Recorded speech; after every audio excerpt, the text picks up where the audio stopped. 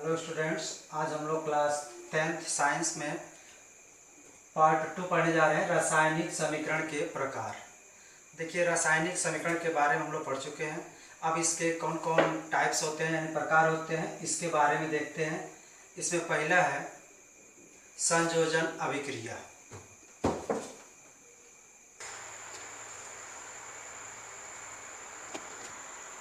संयोजन अभिक्रिया, देखिए संयोजन का मतलब होता है जुड़ना। तो जैसे दो या दो से अधिक पदार्थ हों, एक में जुड़ेंगे और जुड़ने के बाद केवल एक पदार्थ का निर्माण करते हैं, तो ऐसे अभिक्रिया को हम लोग संयोजन अभिक्रिया कहते हैं। तो इसकी परिभाषा हम देंगे कि वह अभिक्रिया जिसमें दो या दो से अधिक पदार्थ मिलकर एक पदार्थ का निर्माण करते हैं उसे संयोजन अभिक्रिया कहते हैं। तो देखिए, संयोजन में दो भी हो सकता है या दो से अधिक पदार्थ भी हो सकता है और जुड़कर एक ही केवल उत्पाद बनाएगा। जैसे मान लीजिए कि यहाँ कार्बन है और प्लस ऑक्सीजन है। जब इसका अभिक्रिया कराएंगे तो बनेगा CO2, कार्बन डाइऑक्साइड। तो देखिए, इसमें दो पदार्थ मिलकर केवल एक पदार्थ का निर्माण किए हैं, ऐसे अभिक्रिया संयोजन अभिक्रिया है। और जैसे देखते हैं H2 plus O2 equal to हो जाएगा H2O। अब संतुलित करना है तो बताया गया है कि यहाँ पे हाइड्रोजन 2 है, यहाँ भी 2 है, संतुलित है। ऑक्सीजन के यहाँ 2 परमाणु है, यहाँ पर 1 है, संतुलित नहीं है। तो संतुलित करने के इधर 2 ऑक्सीजन है तो इधर भी 2 होना चाहिए। तो बताएंगे कि यहाँ नहीं, जो भी हम गुणा करते हैं इसके आगे करते हैं। तो ऑक्सीजन तो संतुलित हो गया, लेकिन अब हाइड्रोजन देखिए, 2 दूनी 4, इधर हाइड्रोजन के परमाणु की संख्या हो गई 4 और इधर है 2, फिर संतुलित नहीं है। तो इधर हाइड्रोजन 4 है तो यहाँ 4 लाने के लिए हम क्या करेंगे, अगर यहाँ 2 से गुणा कर दें तो फिर संतुलित हो जाएगा। तो यहाँ भी देखिए, दो पदार्थ मिलकर केवल एक पदार्थ का निर्माण किए हैं, ऐसी अभिक्रिया संयोजन अभिक्रिया कहलाती है। इसको हम ऐसे भी कह सकते हैं कि जब दो या दो से अधिक अभिकारक, इसको अभिकारक कहा गया, तो दो या दो से अधिक अभिकारक मिलकर एक उत्पाद का निर्माण करते हैं, ऐसी अभिक्रिया को संयोजन अभिक्रिया कहते हैं। अब देखिए वियोजन अभिक्रिया। वियोजन अभिक्रिया क्या होता है? वियोजन का मतलब होता है टूटना। तो टूटना मतलब एक कोई भी पदार्थ है टूटेगा तो दो या दो से अधिक पदार्थों में बढ़ जाएगा, तो ऐसी अभिक्रिया को हम लोग वियोजन अभिक्रिया कहेंगे। यानी कि वह अभिक्रिया जिसमें एक पदार्थ टूटकर दो या दो से अधिक पदार्थों में विभक्त हो जाता है, ऐसी अभिक्रिया को वियोजन अभिक्रिया कहते हैं। या ऐसे भी हम कह सकते हैं कि जो शुरू में होता है इसको हम लोग क्या कहते हैं, जो अभिक्रिया में भाग लेते हैं, अभिकारक।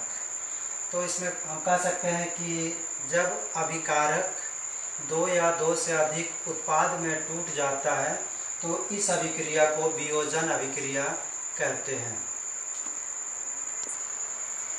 चलिए देखते हैं वियोजन अभिक्रिया। तो वियोजन का मतलब होता है टूटना। तो यहाँ पे क्या होगा कि जब दो या दो से अधिक पदार्थ, जब एक पदार्थ यहाँ क्या कहेंगे, अभिकारक, टूटकर दो या दो से अधिक पदार्थ यानी उत्पाद बनाता है, उसे वियोजन अभिक्रिया कहते हैं। यानी वियोजन में यह होगा कि एक अभिकारक टूटकर दो या दो से अधिक का उत्पाद बनाएगा, तो ऐसी अभिक्रिया को हम लोग वियोजन अभिक्रिया कहते हैं। जैसे कैल्शियम कार्बोनेट CaCO3 है, तो अगर मान लीजिए यहाँ CaCO3 है, जब इसको हम लोग गर्म करेंगे तो यहाँ पे बन जाएगा CaO प्लस CO2। CaO मतलब कैल्शियम ऑक्साइड, जिसको हम लोग काली चूना कहते हैं। तो जब कैल्शियम कार्बोनेट को गर्म करते हैं तो कैल्शियम ऑक्साइड बनाता है और कार्बन डाइऑक्साइड गैस बाहर निकलता है। तो यहाँ देखिए, एक अभिकारक है, यह दो भागों में टूट गया है, दो उत्पाद बना रहा है, इसलिए यह अभिक्रिया वियोजन अभिक्रिया है। अब यह वियोजन अभिक्रिया 3 तरह का होता है। इसमें पहला होता है ऊष्मीय वियोजन अभिक्रिया।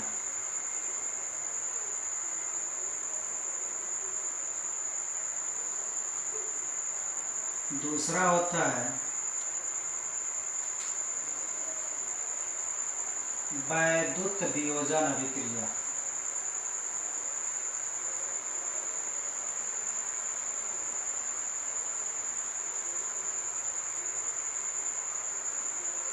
और तीसरा होता है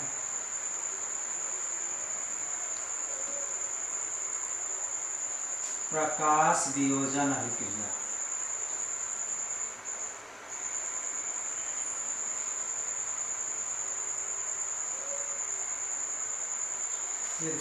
ऊष्मीय वियोजन अभिक्रिया, वैद्युत वियोजन अभिक्रिया और प्रकाश वियोजन अभिक्रिया। तो ऊष्मीय वियोजन, देखिए ऊष्मीय वियोजन का मतलब होता है कि जिसको ऊष्मा देने पर यानी गर्म करने पर वह टूटता है, तो ऐसी अभिक्रिया को हम लोग ऊष्मीय वियोजन अभिक्रिया कहते हैं। यानी कि इसमें अगर कोई भी अभिकारक है, इसको जब गर्म करते हैं तो वह 2 या 2 से अधिक उत्पाद में टूटेगा, तो ऐसी अभिक्रिया को ऊष्मीय वियोजन अभिक्रिया कहते हैं। दूसरा है वैद्युत वियोजन।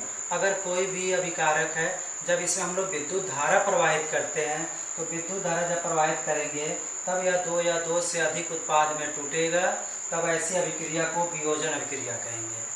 और तीसरा है प्रकाश वियोजन अभिक्रिया। देखिए अगर हम किसी पदार्थ को प्रकाश की उपस्थिति में रखते हैं, यानी प्रकाश में उसको रखते हैं, तो प्रकाश की उपस्थिति में 2 या 2 से अधिक उत्पाद में टूटेगा, तो ऐसी अभिक्रिया को प्रकाश वियोजन अभिक्रिया कहते हैं। तो अब इस तीनों पर भाषण दे सकते हैं।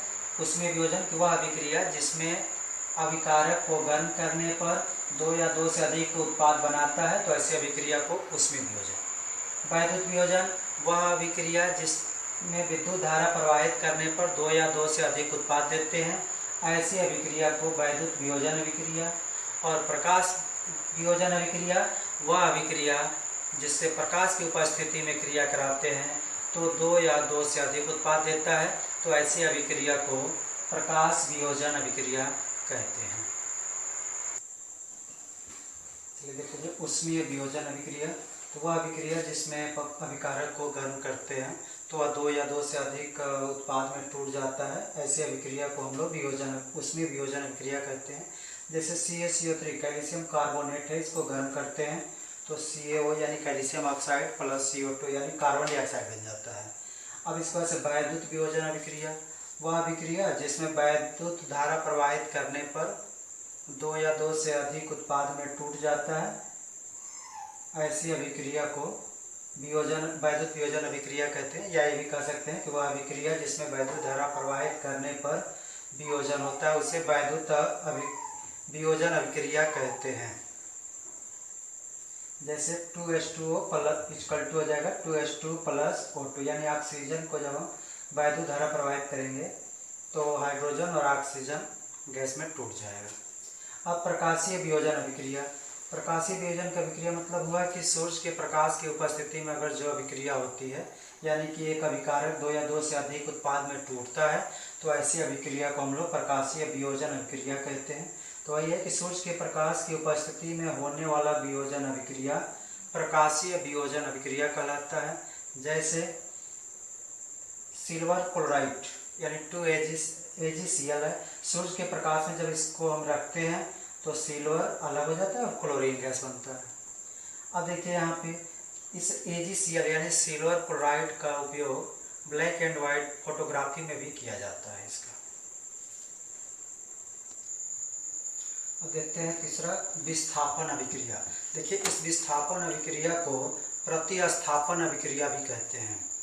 इसमें क्या होता है कि एक क्रियाशील जो अधिक क्रियाशील तत्व है वह अपने से कम क्रियाशील तत्व को उसके यौगिक में से विस्थापित कर देता है, यानी कि उसको हटा के उसके जगह पे उस यौगिक में खुद चला जाता है। तो ऐसी अभिक्रिया को हम लोग विस्थापन अभिक्रिया कहते हैं। यानी कि इसमें एक जो क्रियाशील तत्व होगा वह कम क्रियाशील वाले तत्व को उसके यौगिक से विस्थापित कर देगा, यानी हटा देगा।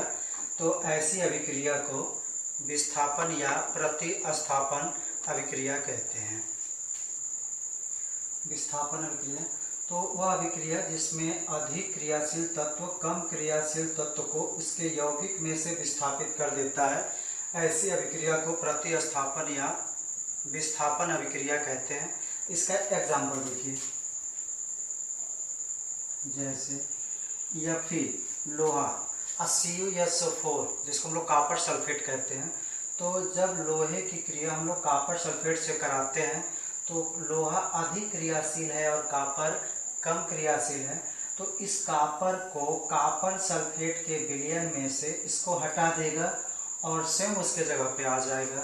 तो यहाँ पे क्या होगा, या Fe इसको हटा के यहाँ पे आ जाएगा तो हो जाएगा FeSO4 और कॉपर अलग हो जाएगा प्लस Cu। तो यहाँ पे हो गया आयरन कॉपर सल्फेट से अभिक्रिया किया तो यहाँ आयरन सल्फेट बना और कॉपर अलग हो गया। ऐसी अभिक्रिया विस्थापन अभिक्रिया है। चलिए देखते हैं द्विविस्थापन अभिक्रिया। तो द्विविस्थापन अभिक्रिया क्या होता है कि ऐसी अभिक्रिया जिसमें दो यौगिकों के बीच आयनों का आदान प्रदान होता है।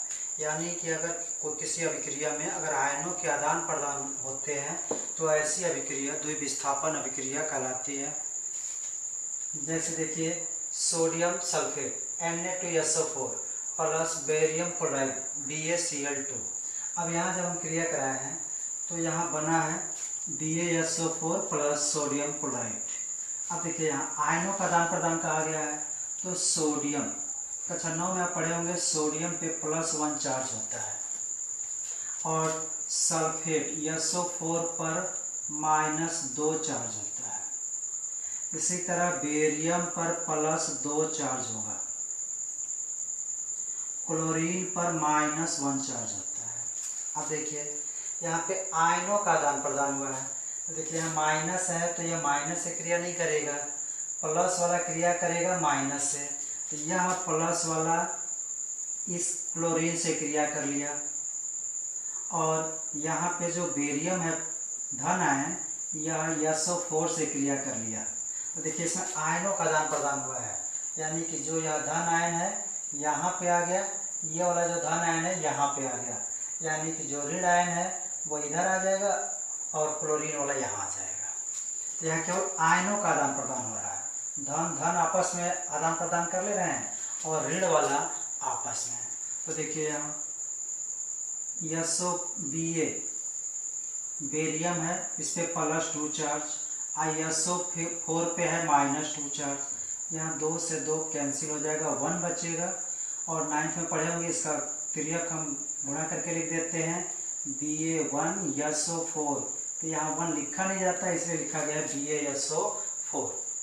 अब देखिए यहाँ सोडियम है तो सोडियम पे +1 चार्ज है, क्लोरीन पे -1। फिर इसका इसे हम तिर्यक गुणा करके यहाँ लिखते हैं 1Cl1। तो बताएं 1 लिखा नहीं जाता है इसलिए यहाँ NaCl। यानी आयनों का आदान प्रदान का मतलब कि धन वाला धन से आपस में बदला बदली करेगा तो ये यहाँ पे आ जाएगा और बेरियम यहाँ पे, माइनस वाला सल्फेट क्लोरीन की जगह पे आ जाएगा और क्लोरीन वाला सल्फेट की जगह पे चला गया है। अब इसको संतुलित कर लीजिए। देखिए सोडियम इधर 2 परमाणु हैं, इधर सोडियम का 1 परमाणु है तो यहाँ 2 से गुणा कर दें तो बराबर हो गया। अब सल्फर देखिए इधर 1 ऑक्सीजन इधर 4 है, इधर भी ऑक्सीजन 4 है, बेरियम 1 है, इधर भी 1 है, क्लोरीन इधर 2 है, आगे 2 का मतलब क्लोरीन भी 2 हो गया। इस तरह से यह समीकरण संतुलित है। अब आगे देखते हैं, चलिए देखते हैं ऑक्सीकरण अभिक्रिया। ऑक्सीकरण अभिक्रिया को हम लोग उपचयन अभिक्रिया के नाम से भी जानते हैं, ऑक्सीडेशन रिएक्शन। तो ऑक्सीकरण अभिक्रिया या उपचयन अभिक्रिया कहे दोनों एक ही बात है। तो इसका हम अगर ऑक्सीकरण से देखते हैं तो ऑक्सीकरण का मतलब होता है ऑक्सीजन की वृद्धि। यानी अगर कोई भी अभिक्रिया है उसमें ऑक्सीजन की अगर वृद्धि हो रहा है तो ऐसी अभिक्रिया को हम लोग कहेंगे ऑक्सीकरण अभिक्रिया, या इसको हम दूसरे भाषा में कह सकते हैं कि ऑक्सीजन की जब वृद्धि होगा तो दूसरे भाषा में कह सकते हैं कि हाइड्रोजन की कमी भी होगा। तो अगर कोई भी अभिक्रिया है जिसमें ऑक्सीजन की वृद्धि हो रहा है या हाइड्रोजन की कमी हो रहा है तो ऐसी अभिक्रिया को ऑक्सीकरण अभिक्रिया कहते हैं। तो इसकी परिभाषा हम देंगे कि वह अभिक्रिया जिसमें ऑक्सीजन की वृद्धि होती है या हाइड्रोजन का ह्रास होता है, ऐसी अभिक्रिया ऑक्सीकरण अभिक्रिया कहलाती है। अब देखिए, जैसे वह अभिक्रिया जिसमें ऑक्सीजन की वृद्धि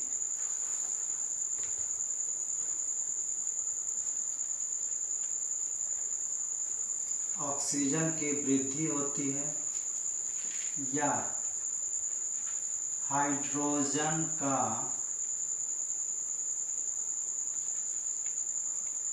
ह्रास होता है,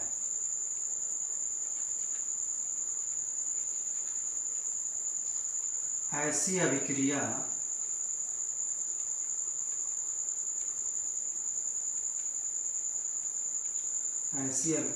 को ऑक्सीकरण अभिक्रिया कहते हैं।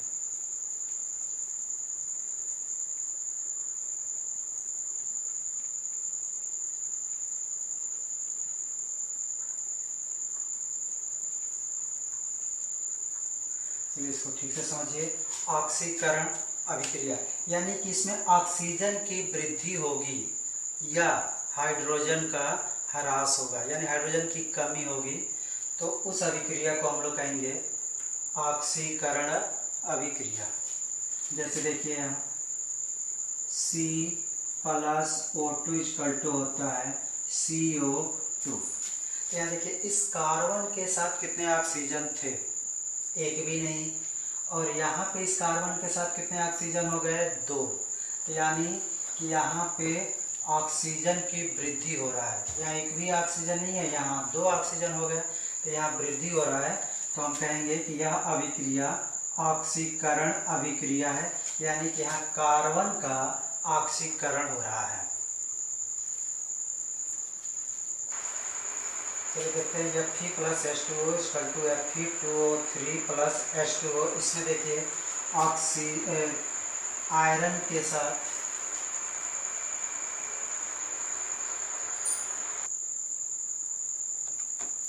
Fe+H2O Fe2O3+H2O। यहाँ Fe जो लोहा है इसके साथ एक भी ऑक्सीजन नहीं है, और यहाँ देखिए इस Fe के साथ 4 ऑक्सीजन हो गए। इसका मतलब कि इसमें ऑक्सीजन की वृद्धि हो रहा है, इसलिए इसको हम कहेंगे ऑक्सीकरण अभिक्रिया। अब यहाँ देखिए Cu+H2O। अब जब यहाँ क्रिया कराएंगे तो CuO+H2। तो यहाँ देखिए इस कॉपर के साथ एक भी ऑक्सीजन नहीं थे, यहाँ कितने ऑक्सीजन हो गए, 1। तो यहाँ पे ऑक्सीजन की वृद्धि हो रही है, इसलिए हम इसको कहेंगे ऑक्सीकरण हो रहा है। तो यहाँ पे कॉपर का ऑक्सीकरण हो रहा है। अब देखते हैं अपचयन अभिक्रिया। अपचयन अभिक्रिया सेम ऑक्सीकरण का उल्टा है। देखिए अगर ऑक्सीकरण तैयार हो तो उसका एकदम उल्टा कर दीजिएगा तो अपचयन हो जाएगा। तो इसमें हम क्या करते हैं, उसमें कहा गया था कि ऑक्सीजन की वृद्धि होता है, लेकिन इसमें हाइड्रोजन परमाणु की वृद्धि होगा। उसमें कहा गया था कि हाइड्रोजन का ह्रास होता है, तो यहाँ ऑक्सीजन का ह्रास होता है। तो ऐसी अभिक्रिया जिसमें हाइड्रोजन परमाणु की वृद्धि होती है और ऑक्सीजन का ह्रास होता है, ऐसी अभिक्रिया को अपचयन अभिक्रिया कहते हैं। जैसे क्यूप्रस ऑक्साइड है, अब इसमें हम हाइड्रोजन से क्रिया कराते हैं तो यहाँ हो जाएगा Cu+H2O। अब देखिए CO कॉपर के साथ कितने ऑक्सीजन हैं, 1, और यहाँ आते हैं तो कॉपर के साथ एक भी ऑक्सीजन नहीं है, तो यहाँ ऑक्सीजन की कमी हो रही है, इसलिए हम इसको कहेंगे कि अपचयन, यहाँ कॉपर का अपचयन हो रहा है। तो वह अभिक्रिया जिसमें हाइड्रोजन परमाणु की वृद्धि होती है और ऑक्सीजन का ह्रास होता है, ऐसी अभिक्रिया को अपचयन अभिक्रिया कहते हैं। जैसे CuO+H2 यहाँ ऑक्सीजन 1 है, यहाँ कॉपर के साथ एक भी ऑक्सीजन नहीं है, यानी कि इसमें से ऑक्सीजन निकल गया, यानी ऑक्सीजन की कमी हो गया। तो ऑक्सीजन की कमी जब होगा तो उसको हम कहेंगे अपचयन अभिक्रिया। अब देखिए अपचयन और उपचयन जिसको हम लोग ऑक्सीकरण कहते हैं, अगर किसी अभिक्रिया में दोनों साथ साथ होते हैं तो वह अभिक्रिया रेडॉक्स अभिक्रिया कहलाती है। रेडॉक्स अभिक्रिया।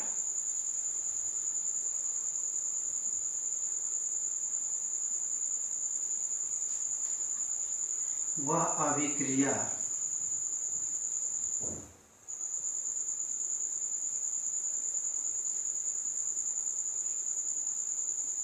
अभिक्रिया जिसमें ऑक्सीकरण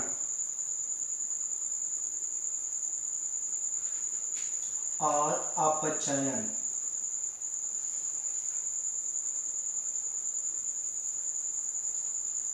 दोनों क्रियाएं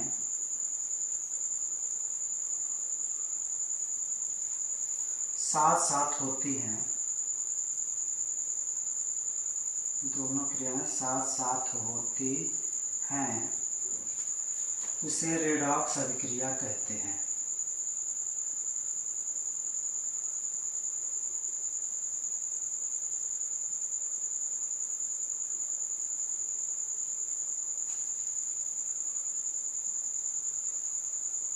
देखिए, तो ऐसी अभिक्रिया जिसमें ऑक्सीकरण भी हो और अपचयन भी हो, तो ऐसी अभिक्रिया को हम लोग रेडॉक्स अभिक्रिया कहेंगे। जैसे यहाँ देखिए Cu plus H2O is equal to हो जाएगा CuO प्लस H2।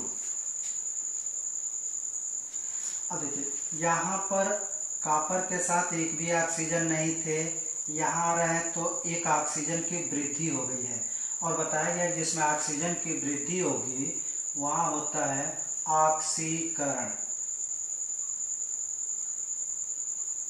या इसी को कहते हैं उपचयन। अब यहाँ देखिए, यहाँ H2O, यहाँ हाइड्रोजन के साथ एक ऑक्सीजन था, यहाँ पर एक भी ऑक्सीजन नहीं है, इसका मतलब यहाँ ऑक्सीजन की कमी हो रही है, और जब ऑक्सीजन का ह्रास होता है उसको कहते हैं अपचयन। तो यहाँ अपचयन हो रहा है। देखिए एक ही अभिक्रिया में दोनों हो रहा है, उपचयन और अपचयन दोनों हो रहा है, इसलिए इसको हम कहेंगे रेडॉक्स अभिक्रिया।